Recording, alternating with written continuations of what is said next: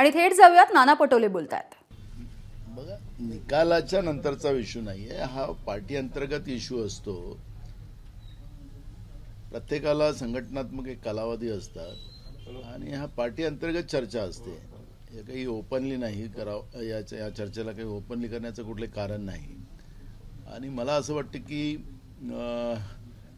काँग्रेस पक्ष संघटनात्मक जे काही निर्णय घेतात ते आपल्याला वेळोवेळी कळतात, त्यामुळे तो आपल्याला वेळोवेळी कळेल। मूळ प्रश्न आहे की महाराष्ट्रामध्ये पाशवी बहुमत मिळाल्यानंतर महाराष्ट्र सरकारचं जे काम सुरू झालेलं आहे, तर ज्याप्रमाणे परभणीमध्ये दलितांवर जो जानवरापेक्षा जास्त लाठीचार्ज जो लोकांवर केला, लोखंडी सळाखीने लोकांना मारलं, तर हा पाशवी बहुमताचाच असर आहे का? आता यांना लोकांची जरूरतच नाही, आता आम्ही मशीनच जिंकून येऊ शकतो आणि मग लोकांचं कुठलंही ॲजिटेशन आलं की त्याला बेदम मारायचं आणि कुठलीही काळजी करायची नाही। मनुष्य हा एकदम जानवरासारखा आहे, अशा पद्धतीचं जे काही परभणीमध्ये घडलं त्या घटनेचा आम्ही निषेध करतो। डॉक्टर बाबासाहेब आंबेडकरांच्या प्रतिमेचा आणि त्यांच्या हातात असलेलं संविधान, त्याचं ज्या पद्धतीने विटंबना झाली त्याचा आम्ही सुरुवातीलाच निषेध केला आणि शासनाने तातडीनं दखल घ्यावी अशा पद्धतीचं शासनाला सांगून सुद्धा शासन जे 3 लोकांचं आज आहे महाराष्ट्रामध्ये ज्यांनी शपथविधी घेतलेली आहे, ते फक्त मलाईच्या खात्यासाठी त्यांचं भांडण चाललेलं आहे। कोणाला मलाईचे खाते मिळतात त्याच्यावर ते काम करतात आहे, पण प्रशासनाला त्यांनी जे काही आदेश दिलेले आहेत त्या आदेशाच्या आधारावर यांनी ज्या पद्धतीनं त्यांना जो लाठीमार केलेला आहे त्याचं निश्चितपणे परभणीच्या SP वर कारवाई केली पाहिजे, जिल्हाधिकाऱ्यांवरही, कारण की कोण त्यांना आदेश दिले होते की त्यांना लाठीचार्ज करायचे, या सगळ्या व्यवस्थेवर कारवाई करावी आणि यांना सस्पेंड करावं ही मागणी आमची राहणार आहे। अधिवेशन आता परवापासून सुरू होती आहे आणि परभणीचा इश्यू हा जो या सरकारचं सुरुवातीचंच जी मानसिकता आहे की लोकांना आता आम्ही जसं दिल्लीचं सरकार, मोदींचं सरकार त्या ठिकाणी मारते, तशासारखं महाराष्ट्रामध्ये आम्ही लोकांनी आपल्या हक्काची लढाई केली तर आम्ही त्यांच्यावर याच पद्धतीचं बेदम मारू, अशा पद्धतीचा हा संदेश दिलेला आहे।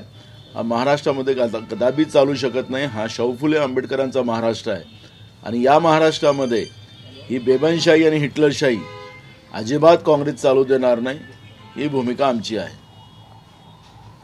काँग्रेस पक्ष म्हणजे आज सकाळी विजय वडेट्टीवार म्हणाले की 16 आमदार कधीच आले नव्हते, कुठल्याही लाटेमध्ये काँग्रेस 16 आमदारांपर्यंत खाली आलं नव्हतं, यंदा लाट नसताना तशी स्थिती आली, त्यामुळे नक्कीच विचार करण्यासारखी स्थिती आहे, आश्चर्यकारक स्थिती। बरोबर आहे। सगळं जे काही निवडणुकीचे निकाल जे आले, अजूनही महाराष्ट्रातली जनता, थोडं आम्हाला राजकीय पक्षाला सोडा, पण महाराष्ट्रातली जनता सुद्धा या धक्क्यातून बाहेर आलेली नाही आहे।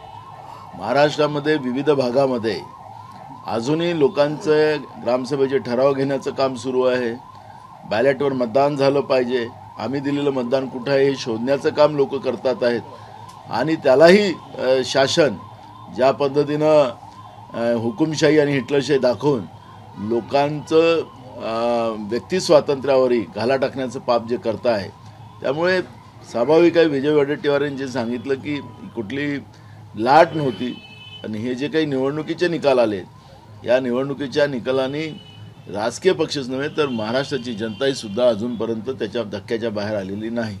कुठेतरी पक्षातून आपल्याला घेरलं जात आहे, काही आरोप करत आहे, बंटी शेळकेसारखे असो काही इतर ठिकाणी काही ठिकाणी आरोप होत आहे, त्यामुळे कुठेतरी अरे राजकीय पक्षांमध्ये सगळ्याच गोष्टी चालतात। नरेंद्र मोदीवरही BJPचे लोक आक्षेप घेतात, फडणवीसवरही घेतात, त्याच्यामुळे काही राजकीय फक्त काँग्रेसमध्येच हे चालतात असं नाही आहे, प्रत्येक पक्षात चालतात, त्याच्यामुळे हा भाग नाही आहे। आणि त्याच्यामुळे पक्षांतर्गतल्या ज्या बाबी असतात त्या पक्षाच्याच अंतर्गत सोडवल्या जातात, माध्यमाच्या समोर नाही। जसं विजयाचं श्रेय लोकसभेत घेतलं तसं विधानसभेत जे अपयश आलं त्याचं पण जबाबदारी घेतली पाहिजे असंही बोलण्यात आलं। बघा,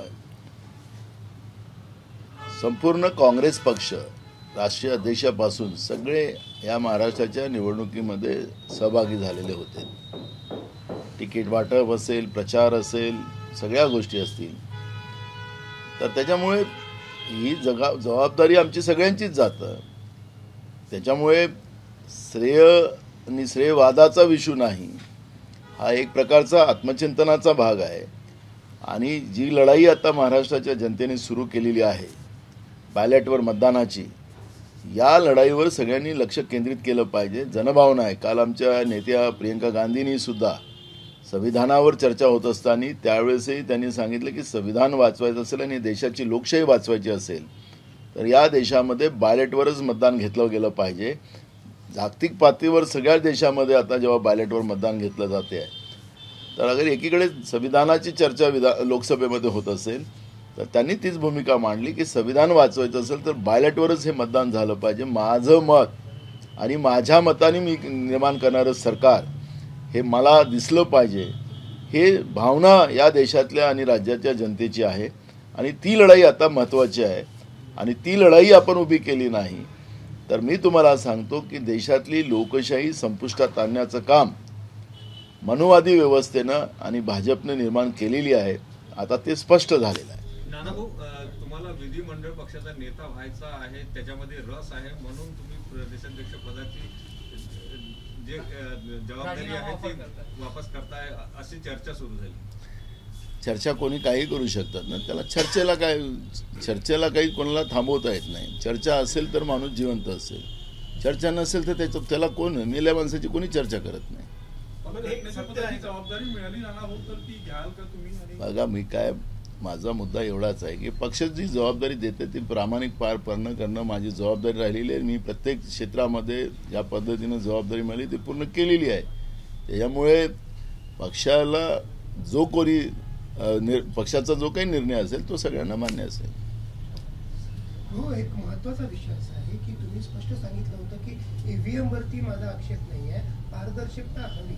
पण आता काँग्रेस नेतेच ईव्हीएमच्या विरोधात रॅली काढतात आणि त्याच्यामध्ये तुमचा फोटो नाही आहे, इतर नेत्यांचे फोटो आहेत आणि बंटी शेळकेंचा फोटो. मला माहिती आहे बंटी शेळके हा तुमच्यासाठी महत्त्वाचा विषय नाही, तुम्ही त्यांना पुत्रवत प्रेम करता, हे खरं आहे. पण हे ज्या पद्धतीनं झालंय आणि पब्लिकली त्यांनी केलं, निलंबनाचे नोटीस गेले पण अजून कारवाई नाही, त्याचा दिल्लीवरून अनुमती आलेली, काय म्हणतो? बघा, बॅलेटवर मतदानाची प्रक्रिया अनेक राजकीय पक्षांनी आणि जनतेने सुद्धा सुरू केलेली आहे. त्याला फोटोची आणि याची गरज नाही ना, ही जनजागृतीचं काम आहे. जे कोणी प्रत्येक लेवलवर आपलं आंदोलन करत असेल ते आपले फोटो लावून करत असतील, त्याला जनजागृतीचं काम आहे, सगळ्यांनीच केलं पाहिजे, त्याला काय अडचणीचा भाग आहे. एबीपी माझा, उघडा डोळे बघा नीट.